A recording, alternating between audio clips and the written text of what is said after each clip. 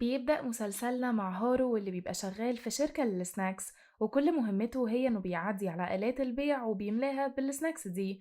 وفي يوم بيكلمه زميله في الشغل وبيقوله انه لما بيجي كده وقت العشاء بتبان على وشه ضحكة غبية قوي، وبيبقى مبسوط جدا مع انه بياكل نفس الأكلة كل يوم. فبيقوله هارو انه بيحب الجيدون جدا اللي هي الأكلة دي يعني، بس زميله ده بيقوله انه كذاب، هو بيحب البنت اللي دايما بيروح يقابلها في المطعم بتاع الأكلة دي وعايز جدا يتعرف عليها. فبيحاول يشجعه ويفتح كلام معاها بقى. ففعلا هارو بيقتنع بكلامه، وفي الوقت ده نفسه بنروح لمتحف في اليابان وفي نينجا بيقتحم المتحف ده وبيقطع النور فجأة. فبيروح الحراس ناحية صندوق فاضي وبيلاقوا فيه آثار كانت مسروقة، وبنعرف إن دي مش أول مرة النينجا ده يقتحم المتحف، لأنه كان بيقتحمه قبل كده كتير وبيسرق أي حتة آثار بتعجبه فيها، وبيسيب رسالة إنه هيرجعها كمان 3 أيام، وفعلا بيرجعها لحد ما الحراس بقوا متعودين. المهم بنرجع تاني لهارو اللي بيكون غير هدومه وراح للمطعم وبيلاقي فعلا البنت اللي معجب بيها، بس المرة دي بقى بتضحك له كمان وبتقوله إنها شافته أكتر من مرة وهو بياكل نفس الطلب لحد ما حفظت يعتبر هو بيطلب إيه، فبيقول لها إن هو كمان حافظ طلبها المعتاد. فبتسأله البنت دي وقتها عن اسمه، فبيقول لها إن اسمه هارو، فبتقوله إن هي اسمها كارين. فبيقرر هارو ياخد الخطوة بقى وبيطلب من كارين تخرج معاه في ديت، ولكن بتقطعه رنة موبايل كارين. فبتتأسف له وبتضطر ترد، وبتعرف إن في مشكلة في شغلها ولازم تمشي حالا. فبتتأسف وقتها لهارو وبتقوله هتبقى تشوفه مرة تانية. وبنعرف إن كارين بتبقى شغالة صحفية، وبتكون عرفت إن في حادثة غريبة حصلت على سفينة ومات فيها عدد كبير من البني آدمين وبيكونوا ماتوا مسمومين. أما هارو بقى فبيرجع بيته الصبح وبنعرف إنه عايش مع مامته وباباه وجدته وأخوه الصغير ريكو وأخته الصغيرة ناجي، وبنعرف إن كان ليهم أخ كبير اسمه جاكو ولكنه مات من فترة كبيرة. ولما بيكونوا بيفطروا سوا بنشوف ناجي وهي بتتفرج على الأخبار وبتضحك على خبر سرقة النينجا للآثار، وبنعرف إن أبو هارو بيتحايل عليه يجي يشتغل معاه في مصنع العصير بتاع العيلة، ولكن هارو دايما بيقوله إنه مش مهتم يعمل كده ومش هيعمل كده أبدا. وفي نص الأكل ريكو بيفضل يسأل عيلته عن ثروتهم دي، وبيقول إنه بيحس إنه مش منهم وكأنه شخص غريب عنهم، بس باباه بيقوله يبطل عبط وياكل وخلاص. ولكن مامة هارو بقى بتشوف السقف وقتها وهو بينقط مية، وبيبقى كده في فتحة في السقف هي السبب في كده، فبتروح علشان تصلحها، ولكن بدل مثلا ما تجيب سلم تطلع بيه على سطح البيت بتنط نطة كبيرة كده وكأنها مش إنسانة عادية. وبتنزل وقتها حمامة في نص البيت وبتبقى شايلة رسالة معاها، ولكن أبو هارو بيخليها تطير بعيد فجأة. فبتقول له مامة هارو وقتها إن الحمامة كانت جاية بيه ده كان ممكن يجيب لهم فلوس كتير، ولكن أبو هارو بيعمل نفسه مسمعش حاجة وبيقول لها بعد كده تستخدم سلم زي الناس العادية. أما بالنسبة لهارو بقى فبيكون صحي من النوم ولكن بيلاقي في وشه شخص مقنع وبيخنقه وبيرفع سيفه علشان يموته، ولكن بنعرف إنه كان بيحلم بس، وده أسوأ كوابيسه وهنعرف ليه بعدين. أما بقى أبوه فبيروح الشغل وهناك بيلاقي حد اسمه هاما وبيقوله إنه من وكالة الشؤون الثقافية وعايز يتكلم معاه على انفراد، وفعلا أبو هارو وقتها بيروح معاه على انفراد، بس فجأة نبرة صوت هاما بتتغير وبيقول للشاب اللي معاه يعرف نفسه. فبيقول الشاب ده إن اسمه أوكي ومش مصدق إنه واقف قدام حفيد الأسطورة هانزو هاتوري. فبيقول أبو هارو إنه تقاعد من فترة كبيرة وساب الحياة دي، بس هاما بيقوله إن في تهديد للبلد عن طريق النينجا من تاني. فبيقوله أبو هارو إنهم خلصوا على عشيرة فوما من 6 سنين، ولكن على طول هاما بيقوله إن من ساعة ما حصلت حادثة على السفينة وكل اللي فيها ماتوا مسمومين بيبقوا متأكدين بنسبة كبيرة إن اللي حصل ده من عشيرة فوما. فبيقوله أبو هارو إنه كلامه خلص وهو مبقاش ليه هو وعيلته أي علاقة بالحياة دي، بس هاما بيستفزه وبيقوله إنه جاكو لو سمع الكلام ده مش هيتبسط.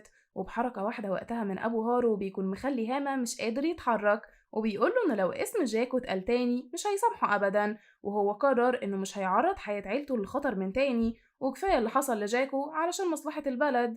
وبنشوف بعدها النينجا اللي بيسرق الآثار من المتاحف تاني، بس المرة دي الموضوع بيكبر وبيجي محقق مخصوص اسمه أومي وبيبقى مسؤول عن كشف الحرامي ده. وبنشوف النينجا وهو راجع بيته وبنعرف إن اللي بتسرق الحاجة دي هي ناجي، وبنعرف إن هارو وعيلته كلها ما عدا ريكو بيبقوا نينجا، وبنعرف إنها بتسرق الآثار دي علشان بتصورهم وبتنزلهم على أكاونت انستجرام باسم نينجا علشان تجمع متابعين مش أكتر.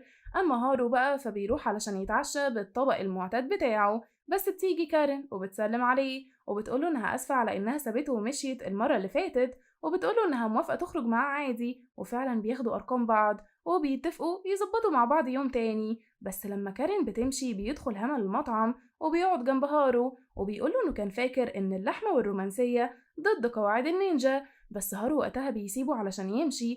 فهما بيديله صور وبيقوله إنه كارين دي خطر عليه لأنها صحفية وممكن تكون بتراقبه علشان تفضحه وتفضح سر عيلته.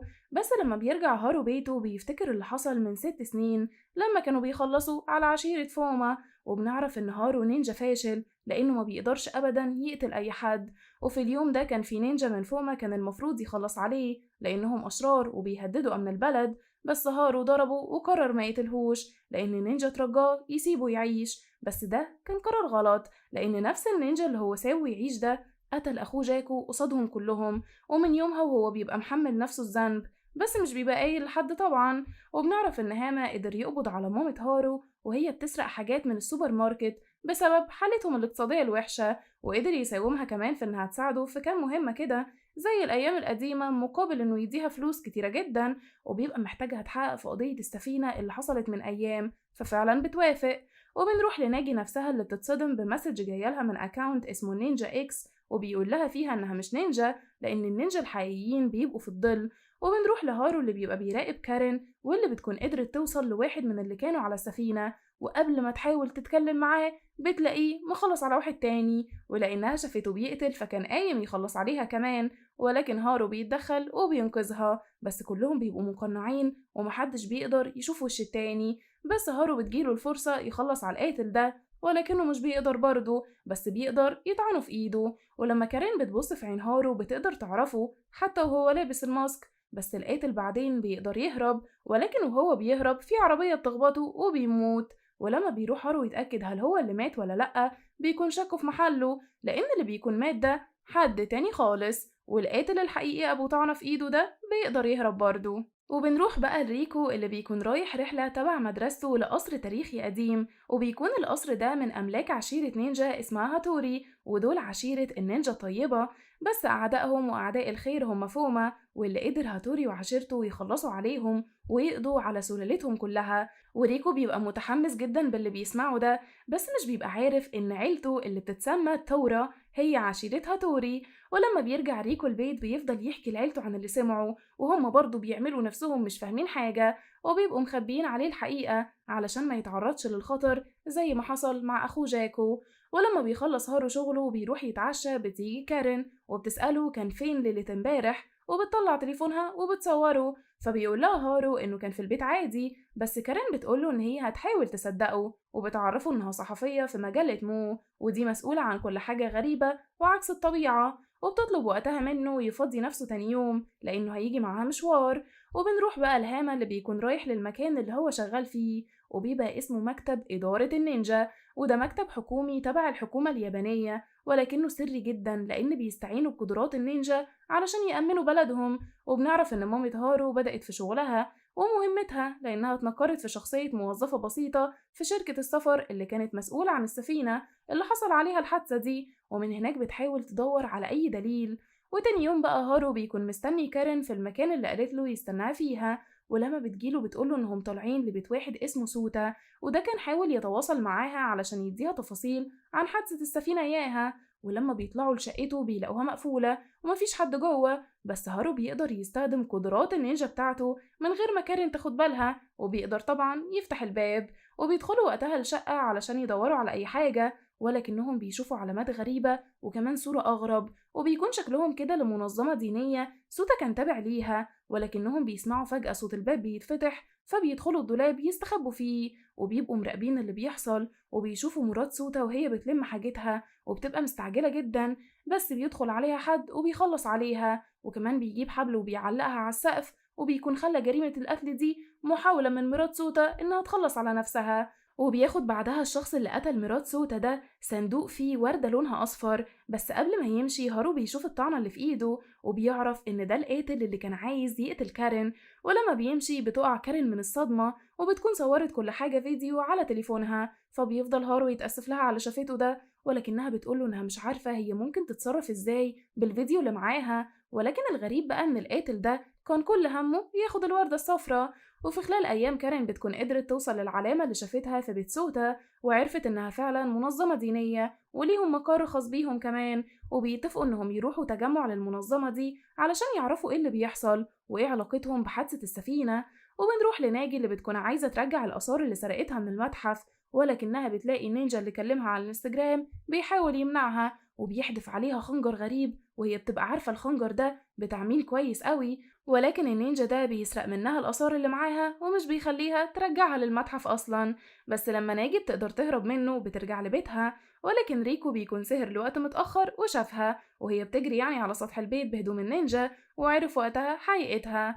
وبيروح هارو بقى وكارين للتجمع بتاع المنظمة، وبيلاقي كل اللي في المكان بيسمعوا كلام شخص واحد بس وكأنه قائدهم، ولما بيقول لهم يضحكوا بيضحكوا، ولما بيأمرهم يعيطوا بيعيطوا. وبنعرف إن القائد ده اسمه تسو، وبيبقى هو رئيس المنظمة الدينية وزي رجل دين كبير كده. بس خلينا نروح لناجي اللي بتكون قاعدة في أوضتها وماسكة الخنجر اللي اترمى عليها واللي بيبقى مميز جدا، وبتبقى متأكدة إنه بتاع أخوها جاكو، فبتشك وقتها إن أخوها لسه عايش وهو النينجا اللي سرق منها الآثار. بس بيدخل ريكو عليها فجأة وبيقول لها إنه شافها وهي بتجري بسرعة على سطح بيتهم بهدوم النينجا، وبيبقى عارف سرها وبيطلب منها بقى تعلمه، ولكنها وقتها بتزعقله وبتقوله إن هي مش هتعلمه، وبتحذره يقول لباباهم ومامتهم حاجة وإلا هتحصل مصيبة، وبتطرده كمان برا الأوضة. وبيجيلها وقتها رسالة من النينجا وبيكون مصور لها الآثار، وبيقول لها إنه لو باعها هتجيبله فلوس كتير، ولكنه مش عايز يفتح عليها قضية كبيرة وهي اللي هتتلام في الأول والآخر، ولكنه هيبادل القطعة الأثرية دي معاها بلفة كده معينة. فلما بتسأله ناجي لفة إيه بيرد النينجا عليها وبيقول لها اللفة اللي في بيتهم، فساعتها بتتأكد ناجي إن ده أخوها جاكو. وبنروح بعد كده لهارو وكارين وبنعرف إنهم بدأوا يقربوا من بعض أكتر من بعد ما بقوا بيتعاونوا علشان يقربوا من تسو ويحلوا قضية السفينة. وكمان بنعرف إن هاما بيبقى مراقب هارو ومعاه طول الوقت علشان يعرف وصل لإيه، وبيطلب منه يدخل للمكان اللي تسو معتبره مركز للمؤسسة بتاعته لأنه مش بيمشي من المكان ده أبدا. فبيوافق هارو وبيقول إنه هيروح لوحده ومش هيدخل كارين في مواضيع خطرة زي دي. وبنعرف إن في الوقت ده مامة هارو بتبقى متجهزة من مكتب إدارة النينجا بكل أجهزة التنصت، وبتبقى متنكرة في شخصية ست عادية، ولأنها جميلة جدا كانوا بيستخدموها علشان تقرب من واحد اسمه ماتسورا، وده يبقى شغال في شركة السفر بتاعة رحلة السفينة. ولكن اللي مخليهم يقربوا منه هو إنهم شاكين إن ليه علاقة باللي حصل في الحادثة، وكمان ليه علاقة بالمؤسسة الدينية. وفعلا بتقدر مامة هارو تقرب منه وبتخليه يعجب بيها. وبنروح بقى لهارو نفسه اللي بيدخل لمقر المؤسسة فعلا، ولكنه بيتصدم بكارين هناك وبتكون راحت طبعا من غير ما تقوله. وبيعرف من الناس القديمة هناك إن مش أي حد بيقابل تسو، ولازم تسو هو اللي يحس بإيمانه ويختاره بنفسه، وكل فترة تسو بيختار ناس يجولوا المكتب ويتكلم معاهم هناك. وبنعرف إن المحقق أومي والمساعدة بتاعته بدأوا يقربوا من حل قضية النينجا، وبيروحوا لبيت ناجي وبيسألوا ريكو أخوها الصغير عليها، ولأن ريكو متضايق منها أصلا بيقول لهم إنه مش متأكد إن هي أخته لأنه شافها في يوم راجعة متأخرة وبتجري على السطح وكأن عندها قدرات خاصة. وبتبقى الجدة واقفة بتتفرج على المصيبة اللي حفيدها بيعملها. وبنروح بعد كده لهارو اللي بيشد كارين وبيسألها ايه اللي جابها هنا، وبيعرفها ان المكان خطير، واللي بيزود الموضوع خطورة اكتر هو ان القاتل ابو طعنة في ايده من هارو موجود في المكان، وبيعرفوا انه اسمه ساوبي وبيبقى اقرب حد لتسو، وهو اللي بيختار الناس بنفسه علشان يوديهم لرئيسه. بس المصيبة الاكبر ان ساوبي ده بيبقى شرطي اصلا. فتاني يوم بيجيله طفل وبيديله تليفون وبيقوله انه لقاه في الشارع، وبتيجي وقتها رسالة على التليفون ده باسم ساوبي وهو بيشوفها، فبيعرف وقتها ان التليفون ده مجرد رسالة ليه، وبيتبعت عليه الفيديو اللي كارين صورتهوله وهو بيقتل مرات سوتا. وبيرن التليفون بعدها فبيرد ساوبي، وبنعرف ان اللي بيكلمه هو هارو وكارين جنبه، وبيقوله هارو وقتها انه عايزه المرة الجاية يختاره علشان يوديه لتسو وهيبقى لابس اسورة حمراء، ولو ما ساعدوش او حاول يغدر بيه الفيديو ده هيتنشر في كل حتة. واكيد رد فعل تسو مش هيبقى احسن حاجة لما يعرف ان اقرب واحد ليه مش محترف زي ما هو فاكر. وبتصمم كارين تروح مع هارو للمقر وتقابل تسو معاه. وتاني يوم بتقرر ناجي تسرق المخطوطة اللي في البيت بتاعهم، ودي من أهم الحاجات اللي اتورثت من سلالة العيلة، وبتبقى عارفة إنها في أوضة الجدة، علشان كده بتختار يوم محدش موجود في البيت غيرها وبتقدر فعلا تسرق المخطوطة. وبنروح بقى لهارو وكارين واللي فعلا ساوبي بيختارهم وبيطلعهم لتسو وبيقابلوه شخصيا، فبيطلب منهم يقعدوا وبيقول لهم انه عارف هما جايين ليه، وبيقول لكارين انه زعلان جدا على اللي حصل لعيلتها في الحادثة، وبيقول لهم وقتها ان جه وقت الاختبار وبتيجي فعلا مساعدة تسو وبتدي لهارو سيف، وبيطلب تسو منه يخلص بقى على كارين، بس هارو طبعا مش بيعمل كده، فبيجيب تسو ساوبي وهو متكتف ومضروب وبيقول لهارو انه اكيد هيقدر يقتل ده لانه قتل ناس كتير قبل كده، بس هارو بيرفع السيف وبيفك ساوبي، فبيقول له تسو يهرب وهو كده اداله فرصة يعيش، فبيقول له ساوبي انه كان مخلص ليه بس هو ما قدرش ده وبيسيبه وبيجري فعلا، وبعدها تسو بيدي الوردة الصفرا لكارين وبيطلب هارو منها تقرب، وكل ده بيفضل هارو مع تسو وهو ماسك السيف، بس تسو بيقلع نضارته فجأة وبيتحول لشخص تاني وبيقول لهارو انه متغيرش عن اخر مرة شافه فيها، وبيشكر بعدها تسو هارو وبيقوله انه بفضله هو لسه عايش، وبيقلد نفس الصوت اللي هارو سمعه من 6 سنين، وبنعرف ان تسو هو نفس النينجا اللي هارو كان المفروض يموته وما عملش كده، والنينجا ده هو اللي قتل اخوه، ولما هارو بيحاول يضربه بالسيف بيمسك تسو السيف طبعا بكل سلاسة وكأنه ماسك ريشة، وبيقول لهارو انه بقى اقوى ومحدش بقى يقدر عليه، وبيختفي بعدها تماما من المكان.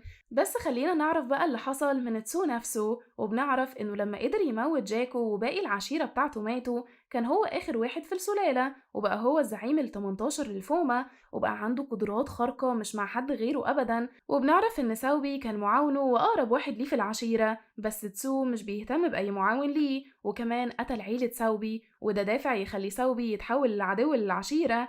ولما بيخرج هارو من المقر بتجري كارين عليه وبتحاول تطمن عليه ولكنه بيبقى في حالة صدمة وبيطلب منها تهرب وما تتدخلش في المواضيع دي أبدا لأن هي كده هتموت، بس كارين مش بتسكت وبتخلي هارو يرجع معاها بيتها، وهناك بتحكيله إن أهلها ماتوا في حادثة غريبة لأن في شخص غريب كان سبب في إن عربيتهم تتقلب ويموتوا كلهم ما عدا هي، وبتفتح كارين وقتها أوضة في بيتها وبيبص هارو عليها وبيلاقيها كلها أخبار عن النينجا، فبتقوله كارين إن اللي كان سبب في موت عيلتها كان نينجا، ومن وقتها وهي بتحقق في أمورهم، وكمان بتعرفه إن هي عارفة موضوع إنه نينجا وكمان عارفة عيلته كلها لأنها كانت بتراقبه وبتراقبهم، وبتهدد كارين هارو إنه لو ما اعترفلهاش بالحقيقة هتفضحه في مقال في المجلة، ولكنه وقتها بيسيبها وبيمشي، وفعلا كارين بتبقى ناوية على كده وبتروح لرئيسها في الشغل بكل المعلومات الورقية اللي معاها، ولكنها بتتفاجئ إن المعلومات اللي معاها اتبدلت بمجلات ملهاش أي لازمة، وبنعرف طبعا إن هارو هو اللي عمل كده وبيكون اتخلص من كل المعلومات اللي ضده هو وعيلته والنينجا كلهم،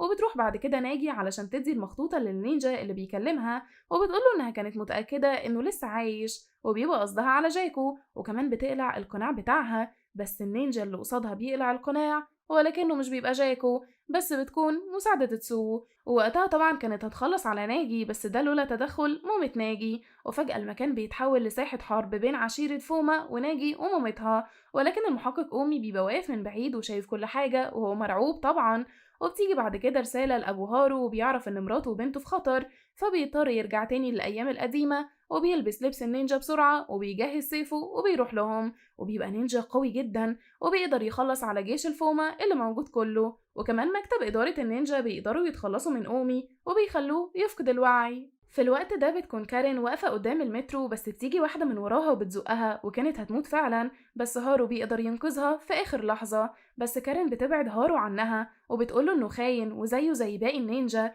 بس هارو بيقولها إن المكان خطر وهي لازم تحمي نفسها أو تيجي معاه وهو هيحميها، وبنرجع بقى لبيت هارو وبنعرف إن ريكو قدر يدخل لمكان سري في البيت وبيتأكد إنه من عيلة نينجا، وبتشوفه وقتها جدته وبتقوله إنه كده يستحق فعلا إنه يبقى نينجا، ولما بيرجع أهل هارو للبيت بيلاقوا هارو مع كارين وبيعرفهم هارو على بعض، وبيعرف أهله إن كارين اكتشفت سرهم لوحدها وهي لازم تعيش معاهم الفترة دي لأن الفوما بيدوروا عليها وعايزين يقتلوها كمان، بس هما وقتها بيجي هو وأوكي علشان يشوفوا هيتصرفوا ازاي مع الفوما، فبيخبي هارو وعيلته كارين لأن من قواعد مكتب إدارة النينجا إن لو في إنسان عادي اكتشف سرهم فهو لازم يموت، والنينجا اللي اتكشف سرهم لازم يموتوا برضه، وبيبدأ أوكي يدي محاضرة لعيلة هارو وبيعرفهم إن المنظمة الدينية دي هي مقر الفوما، وإن الوردة الصفراء اللي هما متخذينها مثال للإيمان عندهم هي في الأساس من أخطر أنواع السموم، ومن طقوس الفومة إنهم بيشربوا مستخلص الوردة دي، ولو مات يبقى مستحقش يبقى في العشيرة. إنما بقى لو فضل عايش فجسمه هيبقى أقوى بكتير، وكأن بتنزل عليه روح من السلالات القديمة وبتستحوذ عليه. والحل هو إنهم يخلصوا على الفومة من تاني بقى. بس هارو بيضطر يعترف لأهله على اللي حصل من 6 سنين، وبيقول لهم إنه مش هيقدر يساعدهم في أي حاجة، لأن من 6 سنين كان هو السبب أساسا في موت أخوه. وبيحكي اللي حصل وبيعرفهم إن تسو هو اللي قتل أخوه جاكو، وكان هيحصل مشكلة كبيرة. بس ريكو وقتها بيتدخل وبيقول إنه عرف الحقيقة إنه من عيلة نينجا، وبيقول لهم إن كده هما مش عايزينه معاهم في العيلة، وبيسيبهم وبيطلع على أوضته فبيطلعوا وراه. وبيحاول وقتها باباه ومامته يصالحوه وبيعرفوه إن ده كله كان لمصلحته، ولكنه بيعرفهم إنه عايز يتعلم كل الحاجات اللي هما مخبيينها عليه، لأنه لو بقى نينجا فهو هيحس إنه بقى من العيلة بجد وبقى واحد منهم، ففعلا بيوافقوا يعلموه. وبتروح الجدة لناجي وبتقول لها إن هي عارفة إنها سرقت المخطوطة من أوضتها، وبتعرفها إنها مش هتقول لحد ومش زعلانة منها، وبتمشي ولا كأن حاجة حصلت. وفي الوقت ده بتروح مساعدة تسو بالمخطوطة ليه، واللي أول ما بيشوفها بيقوم هو متعصب وبيولع فيها لأنها طبعا مش الأصلية، وبتكون الجدة عاملة خطة بديلة للخطة البديلة دي. أما بقى عند أومي فبنعرف إنه صحي أخيرا ولقى نفسه قدام المتحف وهو قالع كل هدومه، ومكتب إدارة النينجا لبسوه تهمة كل السرقة اللي حصلت دي، وده علشان ما يدخلش تاني في الحاجات اللي ما تخصهوش. وبالليل بتطلع كارين لهارو وبتتأسف له على اللي حصل لأنها سمعت كل حاجة عن حياته، وبتحاول تهون عليه عن طريق إنها تسأله عن حاجات في النينجا وهو يجاوب عليها. وبتعرف منه إن ممنوع الحب في حياتهم، وإن الجواز بيبقى موضوع متفق عليه ومش بيبقى فيه أي حب بينهم. بس كارين وقتها بتعترف له بحبها وبتقوله إنها مش مهتمة لو هتموت لو خلفت القواعد بتاعتهم دي. وعند العيلة بقى فبنعرف إن بسبب اعتراف هارو ليهم عن اللي حصل وقد إيه هو كان محمل نفسه الذنب الفترة اللي فاتت، عيلته بتحاول تقرب من بعض تاني وبقوا فعلا يقضوا وقت كبير قوي سوا. بس طبعا كل ده معرفناش اللي حصل في حادثة السفينة ومين الناس اللي اتسمموا دول. بس خلينا نعرف إن ده كده زي ما قلنا طقس من طقوس الفومة، وتسو كان عايز يزود عدد العشيرة فاستغل موضوع المنظمة الدينية إنه يلم شباب كتير ويشربهم مستخلص الوردة الصفراء، وده علشان اللي يعيش منهم يبقى واحد من عشيرته. وأول مرة يجرب الموضوع ده كان هو حادثة السفينة، وكان بيتخلص من الجثث عن طريق إنه يخلي طريقة موتهم كأنهم اتسمموا على سفينة سفر سياحية. وبنرجع تاني بقى لبيت عيلة هارو وبنشوف مامته وهي بترد على التليفون وبتتصدم من اللي بتسمعه، ولما جوزها بيسمع هو كمان اللي سمعته بيتصدم، وعلى طول بيجي اتصال لناجي من البيت بيقولوا لها فيه ترجع بسرعة، وده لأن جاكو طلع لسه عايش فعلا وما ماتش. وبيقول إنه كان محبوس عند الفومة من 6 سنين وكانوا بيعذبوه وبيخلوه يشتغل لصالحهم في مزرعة غريبة كده، وكمان رجليه بتكون اتقطعت. وفعلا بيتأكدوا من كلامه لما بيشوفوا 2 من عشيرة الفومة ميتين، وكانوا هما المسؤولين عن نقله من المكان اللي فيه لمكان تاني. ولما بيرجع جاكو البيت بتجري مامته عليه وبتحضنه، وكمان العيلة كلها بترحب بيه وبيبقوا مصدومين لسه، ولأن ريكو اتولد في الوقت اللي جاكو كان مخطوف فيه فبيتعرف على أخوه الكبير وبيشوفه لأول مرة. أما هارو بقى فمش بيبقى بس مصدوم، هو بيبقى مصدوم ومرعوب منه يعرف جاكو إن هو السبب في اللي حصل فيه وفي رجله. وطبعا بيعرفوا هارو على كارين لأن هي هتفضل عايشة معاهم لحد ما يخلصوا من شر الفومة. بس في اليوم ده بيتصل ساوبي بهارو وبيقوله إنه عايز مساعدته في الانتقام من الفومة، وبيعرفوا إنه لازم يقابلوا علشان يعرفوا كل التفاصيل بتاعة الخطة النهائية للفومة واللي من خلالها يسيطروا على البلد كلها وممكن كمان على العالم كله. وبيتفقوا إنهم يتقابلوا في أسرع وقت. بس في اليوم ده هارو مش بيعرف ينام من الأرق فبينزل لساحة التدريب، وهناك بيلاقي جاكو، فبيضطر وقتها هارو يعترف له بكل اللي حصل. ولكن جاكو بيقوله إنه مش زعلان منه بس لازم يغير الصفة دي فيه ولازم يتعود على إنه يقتل أي مصدر تهديد، لأن النينجا اللي ما بيقدرش يقتل ما يصلحش أصلا يبقى نينجا.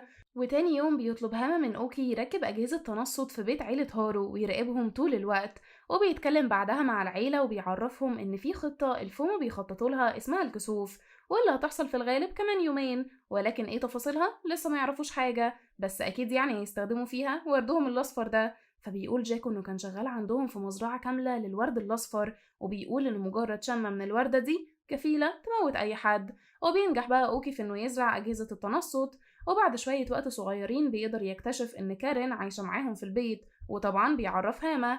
وبيجي اليوم اللي هارو المفروض يقابل سابيو فيه، بس جاكو بيكون عارف المكان اللي هيتقابلوا فيه وبيروح بنفسه، وبيقدر إنه يخلص على سابيو بمنتهى الوحشية. وناجي بتبقى واقفة من بعيد وبتشوف كل حاجة. وخلينا نعرف اللي حصل بقى في جاكو وحقيقة اللي حصل له، وبنعرف إنه فعلا اتطعن من تسو وكان هيموت واترمى في البحر وجثته اختفت. بس هي اختفت لأن رجله دخلت في مروحة سفينة واتقطعت، ففضل عايم في البحر لحد ما مساعدة تسو قدرت تلاقيه وترجعه لمكان العشيرة. وهناك قرر تسو ما يقتلهوش ولكن يفهموا ايه هي أهداف عشيرتهم، وهي إن مكتب إدارة النينجا بيستغل النينجا اللي هي عيلته في إنهم يخلصوا على ناس ملهمش حق إنهم يموتوا. وبيكتشف جاكو إن هاما بيستغل عيلته فعلا في إنهم يعملوا مهمات للبلد بدافع الوطنية وأمن البلد، بس في الحقيقة بتبقى مهمات شخصية للناس المهمين في البلد. وبيقتنع جاكو إن الفومة هم الجانب الصح، فبيقرر يبقى واحد منهم ويساعدهم على غزو البلد، بس بشرط ما يزوش عيلته طبعا. المهم بقى بنرجع لهارو اللي مش بيلاقي سابيو ولا بيعرف مكانه، بس لما بيرجع البيت مش بيلاقي كارين برضه، فبيتصل بيها ففعلا بترد، فبيقول لها انه قال لها ما تخرجش من البيت ابدا، بس بيلاقي اللي بيكلمه هو هاما نفسه وبيقول له انه عارف كل حاجة والقوانين لازم تتطبق عليه. فبيعرف هارو ان اللي بيراقبهم هو اوكي، فبيروح بسرعة يدور عليه حوالين البيت لحد ما بيلاقيه وبيقوله انه هيموته لو معرفهوش كارين فين، فبيقوله مكانها. وبنعرف ان كارين دلوقتي بتجهز علشان تتقتل. بس خلينا نروح لجاكو اللي بيكون عارف ان ناجي شافته، فبيروح لها وبيقول لها تثق فيه وبيحضنها وبيعرفها ان سابيو ده تبع الفومة. وبيروح بعد كده هارو لمكتب إدارة النينجا وبيقدر يتوصل مع هاما الاتفاق، وهو انه لو ساب كارين تعيش هيبقى شغال عنده كنينجا مدى الحياة. ففعلا هاما بيوافق، وبيتكلم بعدها هارو مع كارين لآخر مرة وبيعرفها ان علاقتهم مش هينفع تكمل ولازم تعيش باقي حياتها بعيد عن النينجا ومراقبتهم، وما ينفعش تقول اي حاجة من اللي شافتها. ولكن في اليوم ده بتكون الجدة وريكو وناجي قاعدين في البيت لوحدهم، وفجأة بيهجم عليهم نينجا من الفومة وكانوا هيخلصوا عليهم، بس بيتدخل جاكو وبيلحقهم وبيقول للفومة ان كان في بينهم اتفاق، وبيطلب بعدها من جدته تديله المخطوطة علشان يفضلوا عايشين وبأمان، فبتضطر فعلا تديها له. فبيتأسف لهم وبيعرفهم ان هم هيكتشفوا الحقيقة في الوقت المناسب وهيعرفوا هو ليه بيعمل كده. وبيروح بعد كده جاكو وبيديها لتسو واللي بيكون عايزها علشان دي هتديله طاقة وقوة أكبر بكتير من اللي معاه. بس بنعرف إن أبو هارو ومامته بيبقوا مراقبين المكان اللي تسو فيه وبيعرفوا إن ابنهم خانهم وبقى من الفومة. وبنعرف إن في مرشحة رئاسية اسمها موكاي، وبنعرف إن هي الأقرب للفوز، علشان كده بنشوف واحد من الفومة في المكان، ولما موكاي بتشوفه بتترعب طبعا. بس خلينا نروح الأول لتسو اللي بيفتح المخطوطة وبيتأكد إنها الأصلية، فبيقول لجاكو إنهم كده مستنيين الكسوف وبس. ولكن في الوقت ده هارو وناجي بيبقوا بيجهزوا نفسهم علشان يروحوا ورا جاكو علشان يخلصوا على الفومة من تاني ويعرفوا هيعملوا ايه معاه. وبيروحوا الاتنين يقابلوا باباهم ومامتهم كمان، وبيتفقوا كلهم ان جاكو بقى شخص مختلف تماما عن اللي يعرفوه، ولكنهم برضو بيتفقوا انه لازم يرجع معاهم البيت ويعرفوا هو ليه عمل كده. وبيقتحموا كلهم المكان اللي تسو فيه وبيعرفوا انه ناوي يسمم البلد كلها بالوردة الصفراء. وبيتولى هارو مسؤولية جاكو، بيروح لحد عنده وبيترجاه يرجع معاهم ويفهمهم ايه اللي بيعملوا ده، بس جاكو بيقوله انه مش هينفع يرجع معاهم غير لما يخلص خطته مع الفومة. وبيمد جاكو ايده لهارو وبيطلب منه يجي معاه، بس هارو طبعا بيرفض، فجاكو بيقوله انه كده مش هيسيبله اختيار غير انه يقتله. وفعلا جاكو بيهجم على هارو بنية قتله، فبيفضل هارو يدافع عن نفسه ولكنه بيتعور كتير وبينزف اكتر لانه طبعا مش قادر يخلص على اخوه. بس اخر ما هارو بيزهق بيقطع رجل جاكو الصناعية وبيضربه لحد ما بيفقدوا الوعي. وهنا بيجي وقت تسو اللي بيظهر بلبس الفومة وكمان قوته المتطورة اللي بتخليه يدخل خصمه في هلاوس سمعية وبصرية وبتخليه يتخيله كتير قوي. وتسو كان هينجح في انه يخلص على هارو، بس هارو بيقدر يتملك اعصابه والاول مرة بيقدر يتخلص من حتة انه يقتل حد دي، وبيهجم على تسو بنية قتله وبيقدر يقطع دراعه. فبيترجى بعدها تسو هارو ينضم ليه في خطته، بس ده بيبقى فخ لانه بيطلع خنجر من بقه وكان هيموته. بس هارو بيهجم على تسو وقتها وبيقوله انه مقبوض عليه ومش هيموته وبيكرر نفس الغلطة تاني. بس بنعرف ان جاكو بيبقى لسه عايش وبياخد هو الخطوة دي وبيطعن تسو وبيخلص عليه. وبيفقد بعدها هارو الوعي من شدة نزيفه، واخر حاجة بيشوفها هو جاكو وهو ماشي وبيختفي من قصاده. بس بنعرف ان موكاي كسبت الانتخابات الرئاسية فعلا وبقت الرئيسة، ولكن بيحصل اللي محدش بيتوقعه، وهو ان جاكو ومساعدة تسو القديمة بيكملوا خطة الفومة وبيسمموا كل اللي كانوا في حفلة الانتخابات الرئاسية، ودي كانت خطة الكسوف الحقيقية. بس بعد كام يوم بتسمع الجدة الأخبار وبتعرف إن موكاي لسه عايشة من السم، وبتسمع اسم عيلتها وهي ساكا، وهي بتبقى عارفة كويس هما مين دول. وبنشوف موكاي وهي رايحة قصر هاتوري، وهناك بتقابل جوكا ومساعدته الجديدة وبتناديها بالزعيم الجديد للفومة. وبنعرف إن عيلة موكاي من سلالة قوية من النينجا وتبع عشيرة الفومة، ودلوقتي هي عبارة عن عروسة في إيد جوكا وهيقدر يتحكم في البلد كلها من خلالها. وبتعدي الأيام بشكل عادي جدا، وبيفضل هارو يراقب كارين من بعيد، لأن لو اللي بينهم رجع تاني هيبقى هو سبب موتها. فبيقرر يكمل حياته ويعيش كنينجا في الظل من غير ما حد يشوفه، وبس كده بيخلص المسلسل. يعني أنا كنت بقول على المسلسلات الخيالية بتاعة الكوريين إن هي خيالي زيادة عن اللزوم، عفريت ومصاص دماء وحاجات كده غريبة، لكن بعد النينجا ده لا، الكوريين رحمة. ولحد هنا يكون الفيديو خلص. ما تنسوش اللايك والاشتراك في القناة، وكمان اشتركوا في قناتي التانية على نجار 2، ولو عندكم فيسبوك تابعوا صفحتي الوحيدة هناك، واكيد ما تنسوش انستجرام وتيك توك كمان. وباي، اشوفكم في فيديو جديد.